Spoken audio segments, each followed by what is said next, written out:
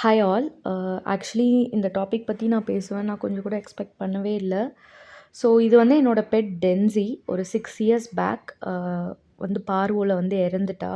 So ஒரு நல்ல ஒரு ஹெல்த்தியான பப்பி ஒரு வேக்சினேஷனுக்காக ஹாஸ்பிட்டலுக்கு கூட்டிகிட்டு போய் வந்து பார்வோ வந்துருச்சு. ஸோ ஒரு 8 டேஸ் நாங்கள் ரொம்ப கஷ்டப்பட்டு ட்ரீட்மெண்ட் கொடுத்தோம் வந்து அவள் சர்வைவ் ஆகலை.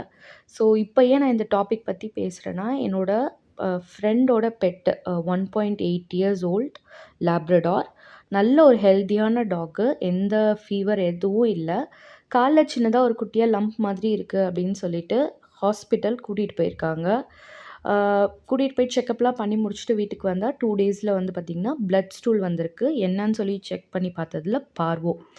ஸோ ட்ரீட்மெண்ட் கொடுத்தும் வந்து அந்த பெட் வந்து சர்வைவ் ஆகலை.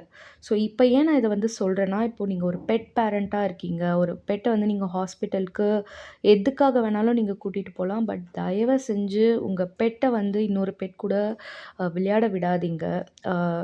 நான் ஏன் இப்படி சொல்கிறேன்னா, இது வந்து இந்த பார்வோ வைரஸ்ன்றது இட்ஸ் சிமிலர் டு கோவிட். ஒரு பெட் கிட்ட இருந்து தான் இன்னொரு பெட் கிட்ட வந்து பெட்க்கு வரும் இந்த வைரஸ்.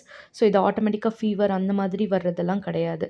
ஸோ இன்னும் அதே மாரி உங்க பெட்ட வந்து செக் பண்ற அந்த பெட் டேபிள் இருக்கும் இல்லையா ஹாஸ்பிட்டல்ல, அத வந்து ஒழுங்கா சானிடைஸ் பண்றாங்களான்னு பாருங்க. டாக்டர்ஸ் அவங்க ஹேண்ட்ஸ ஒழுங்கா சானிடைஸ் பண்றாங்களான்னு பாருங்க. ஏன்னா, இதெல்லாம் நான் கொஞ்சம் கேர்ஃபுல்லா இருந்திருந்தேன்னா, என்னோட பெட் வந்து இன்னைக்கு என் கூட இருந்திருப்பா.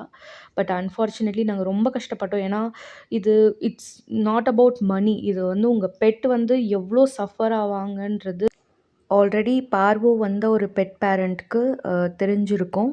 ஸோ ரொம்ப ரொம்ப ஒரு டேஞ்சரஸான ஒரு வைரஸ். லைக் உங்கள் பெட்டோட லைஃபையே வந்து எடுக்கக்கூடிய ஒரு virus.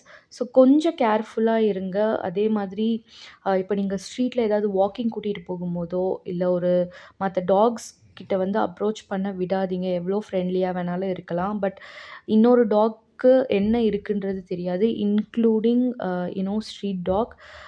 No offence. But still இன்னொரு பெட் கிட்ட வந்து என்ன இருக்குன்றது நம்மளுக்கு தெரியாது. ஸோ கொஞ்சம் கேர்ஃபுல்லாக இருந்துக்கோங்க. அதே மாதிரி இதை பற்றின ஒரு ஃபுல் வீடியோ வந்து நான் என்னோட யூடியூப் சேனலில் அப்லோட் பண்ணியிருக்கேன். அதோட லிங்க்கை டிஸ்கிரிப்ஷனில் கொடுக்குறேன். ப்ளீஸ் செக் பண்ணி பாருங்கள்.